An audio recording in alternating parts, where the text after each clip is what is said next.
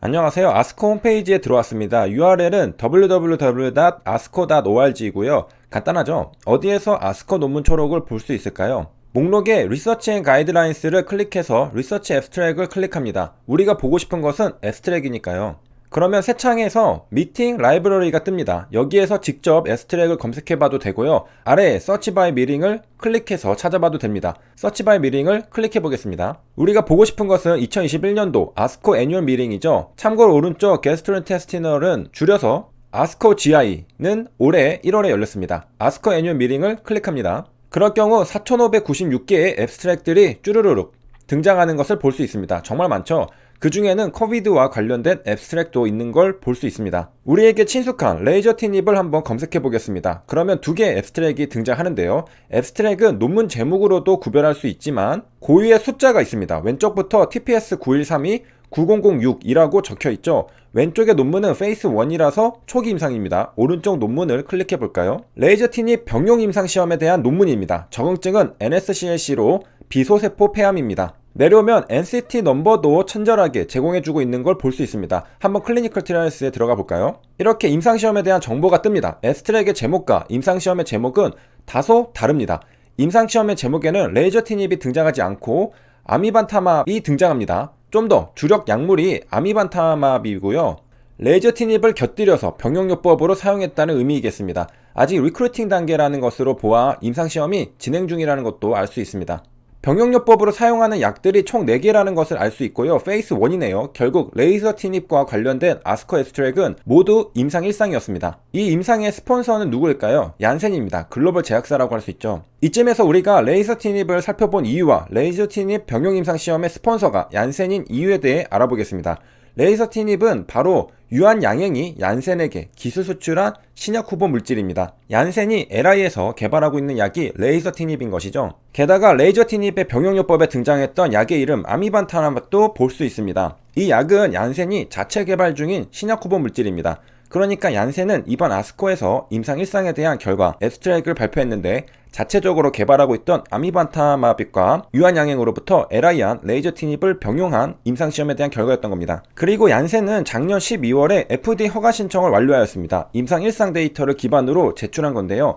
2상도 아니고 3상도 아니고 1상을 기반으로 FDA 허가 신청을 했습니다. 이게 가능한가요? 그리고 허가를 신청한 임상시험의 이름은 크레슬리스입니다. 번데기라는 뜻이죠. 이제 나비가 되겠다는 겁니다. 우리가 방금 보고 온 임상시험의 이름과 똑같죠? 이 임상 결과를 토대로 FDA 허가 신청을 한 것으로 보입니다. 임상시험 이름도 크레슬리스로 똑같고 적응증도 NSCLC로 똑같고 아미번타맙과 레이저 티닙 병용도 똑같고 임상 1상이라는 사실도 똑같습니다. 그러므로 벌써 얀센은 2021 아스코에서 발표된 저 앱스트랙에 등장하는 임상시험의 결과를 기반으로 작년에 벌써 FDA 허가 신청을 제출한 겁니다. 과연 결과는 어떻길래 45명의 환자 중에서 1명의 완전간해가 발생했습니다. 15명은 부분간해가 발생했습니다. 킴리아처럼 완전간해가 많이 등장했나 싶었는데 1명이었습니다. CR 1명과 PR 15명을 더하면 16명인데요. 전체 45명의 환자 중 16명이면 36%가 나옵니다. 전체의 36%의 환자들에게서 반응이 있었다는 겁니다. 그리고 미디엄 팔로우 8.2개월에는 45명 중 20명의 환자가 치료를 지속하고 있었다고 합니다.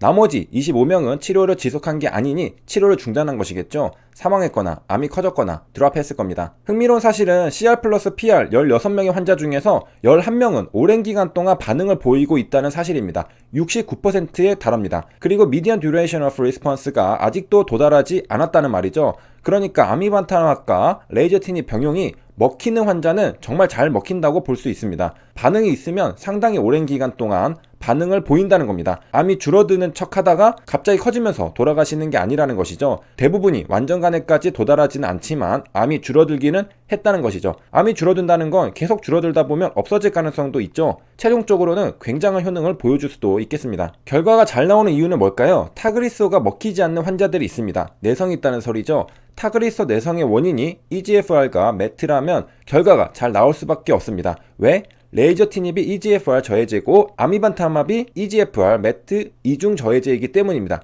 2022년까지 승인을 기대하고 있다고 합니다. 왜 갑자기 타그리소가 등장하느냐? 논문 제목에 오스머티닙이 등장합니다. 오스머티닙이 타그리소입니다. 타그리스 릴레스 환자들을 대상으로 임상시험을 진행한 겁니다.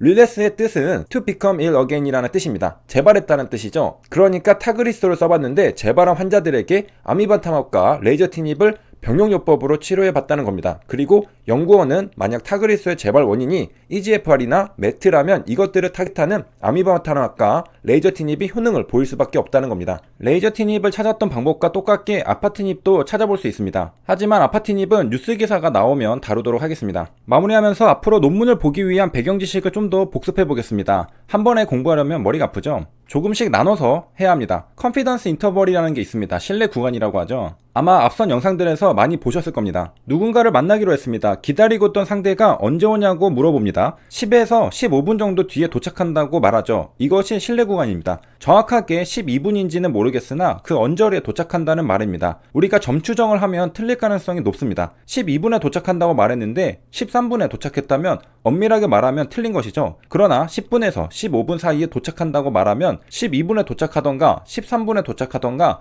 틀린 건 아니게 됩니다. 그래서 구간 추정을 사용합니다. 좀 더 틀릴 가능성이 적죠. 그러나 10분에서 15분 사이에 100% 도착 시간이 들어갈 리가 없습니다. 어떤 경우에는 9분에 도착할 수도 있고 어떤 경우에는 16분에 도착할 수도 있습니다. 10분에서 15분 사이에 진짜 도착할 시간이 들어갈 확률은 몇이냐? 이걸 물어보는 게 신뢰 수준 95%입니다. 결국 10에서 15분이다 라는 구간 추정은 그나마 내가 확실하게 말할 수 있는 정도를 말합니다. 만약 10에서 15분 사이에 도착하는데 그 확률이 반이다. 그러면 믿을 수 없겠죠. 그래서 95% 신뢰 수준, 이런 게 또한 중요한 겁니다. 신뢰 수준과 신뢰 구간을 좀 더 잘 이해하기 위해서는 모평균과 표본평균을 이해해야 합니다. 모평균은 하나죠. 내가 정말 알고 싶은 참가시입니다. 그러나 모평균을 알 수 없기 때문에 표본을 뽑아서 평균을 내보는 것이죠. 이게 표본평균입니다.